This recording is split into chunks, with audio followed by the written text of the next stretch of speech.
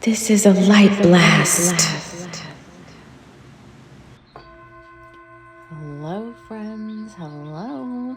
And welcome to Bringers of the Light Sunday, where we take a look at this, like it's like the third week of March. What is going on in the energies? There's a moon, first quarter moon, but not a whole lot happening there. Let's get something from my deck, Forest of the Wolf. Oh, my dog just busted in the room. I had that dog. She came in through a tiny little space in the door to come. She always likes to be parts of these things. All right, the week ahead. Abundance. Oh, it is a full moon looking. And Secret Admirer. We've been having these little... Remember last week we had New Man. So now we've got Secret Admirer. Let's get a rose for the week ahead. What energy is going on in the week ahead?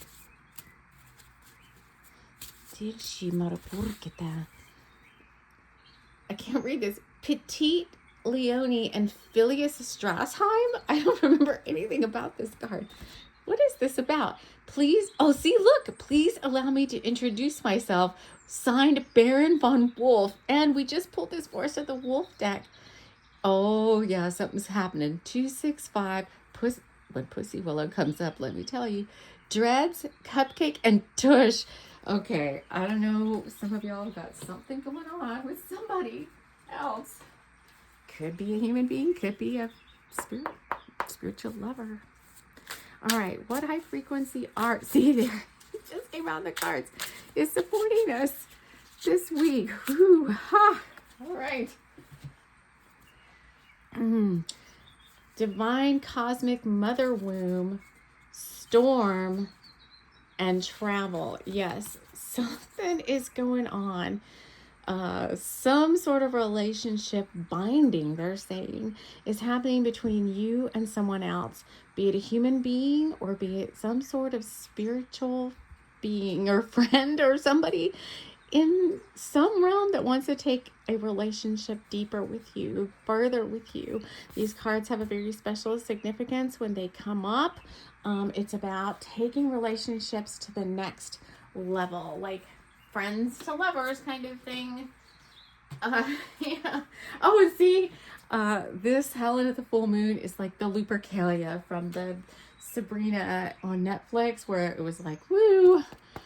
All right, let's get a fairy. What fairy is going to support us this week in these energies? Oh, too much. Too much. I'm going to do an extended, so I might see you over there. Take care. Welcome back to the extended if you came from the short, and if not, I always put the short at the beginning of these videos. But the last three cards that came out were the Green Woman, Journeyman, and the Singer of Connection, along with all the other cards on the table, Secret Admirer, this whole, oh gosh. Yeah, because look, this almost looks like two people's names, Petite Leone and Phileas Strasheim. There's something going on with relationships in this coming week. I won't even go into more details there. Dreads comes up. Well, it could be dreads, like you're scared. Or dreads to me also comes up when, like people have dreads as usually part of a spiritual journey. And when that journey kind of ends, or it comes to completion, a lot of times people cut their dreads off. And then they'll, there's so many chills. And then they'll like burn the hair or whatever. So something's going on there. And this Baron von Wolf, whenever I get this one, it's kind of like somebody who's kind of like very suave and very debonair. Now, it doesn't have to be a friends to lovers kind of thing. And it could even mean, for those of you that are like, I don't want a friends to lovers kind of thing. It could even be, as innocent as you're watching, some Victorian romance or something on TV and you're like, woohoo, I'm seeing this. I'm going to dive into the energies of this. Why is that plant moving like that? Do you see that plant moving? No one is moving here. That is crazy. That plant is like vibrating. There's no reason it's moving like that. So the Green Woman, Journeyman, and the Singer of Connection. This is card 23. That's a 5, 15, and a 6. 6, 6. Yeah. There's even though, like, there could be some astrology, because I haven't dived as deep into astrology as I usually do, because I feel like we get too caught up in that a little bit. And if I listen to a lot of astrologers, then I tend to like take on their views of what the astrology is doing, and I'd rather just kind of figure it out for myself and get my own ideas of what the astrology might mean. So I think each time we do these, I'm going to focus on I'm going to let the guides show me to focus on a different part of the astrology that might be meaningful for our group, and something where you could take your spiritual learning a little bit deeper.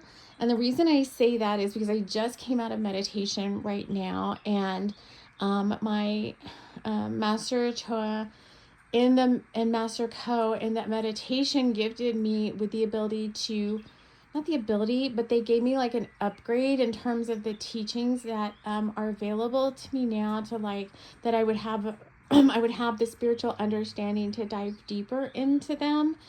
And so they showed me a book that I could start studying and looking at. And so I think that's some energies for this week ahead too, is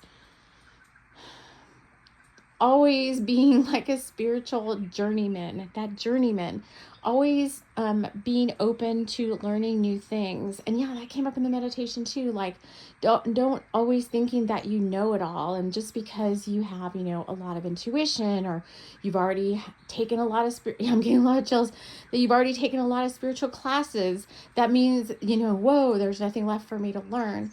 And I think we should always be perpetual students. And so I think I'm going to be studying the Kabbalistic tree of life, the inverted tree of man, through Grandmaster Choa's book, The Spiritual Essence of Man.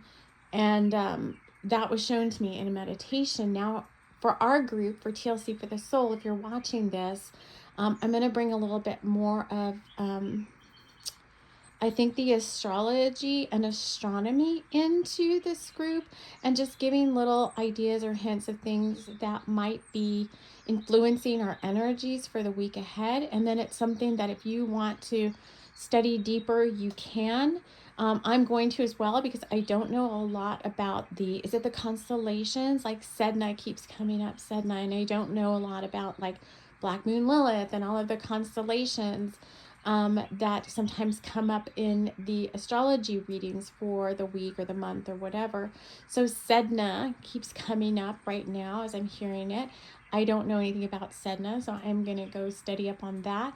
And maybe we'll be interweaving that into some of the things that we share with you all here on the channel, to see how those might be influencing or helping our energies for the week ahead.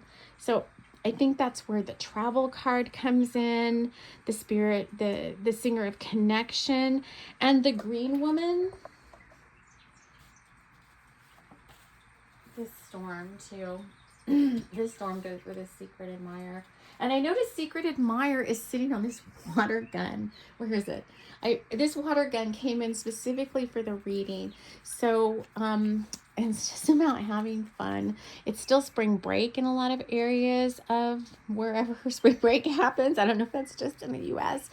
There's a lot going on. Every time someone sends me a reel to look at, or I pop into Instagram for a few minutes, you know, we're bombarded with now the Oahu floods, and, you know, other people talking about their own agendas and world things happening, and gas prices in the US going sky high.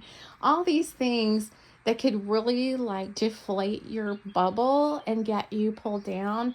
I think it's good to be aware of them. I do think it's good to be aware of what they are, because sometimes someone, a friend of mine, talks to me and they'll be like, have you heard about this? Have you heard about that? Have you heard about that? I'm like, no. And they're like, okay, you at least have to kind of stay a little bit like up to date of what's going on, but you don't have to dive so deep. I'm like, that's fine. So my son will sometimes send me like quick little things of what's happening. So I'm not completely like, tripped without any knowledge of what's happening in our country, because I think when we have that little bit of knowledge without like going so headlong into it, that will help drive our meditations and our divine service work, so that if you're a bringer of the light who is like an earth guardian or does any type of land healing, healing human beings, working with other beings, I'm getting a lot of chills, then you'll understand what's happening in the collective energies, how that could potentially impact you, when to up your boundaries around things like that, and when to provide healing to different areas of the planet, to different beings. So I think it is important to stay up to date on that, but to try to do so with an air of not so much seriousness, right? Because it can get overwhelming if you let it. You don't have to let it, but I think that's where the green woman is coming in. Anything else we want to share? No, that's it. Short and sweet.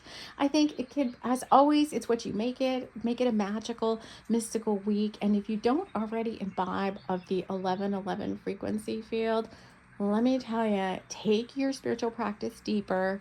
It's not just a number. It's not just a time on the clock. It's an actual cosmic frequency field. And if you tap into it, it's most fun to tap into it when you see the number 1111. But the cosmic frequency field is there all the time. You just have to invoke it and call in. I call in the energies of the 1111 cosmic frequency field.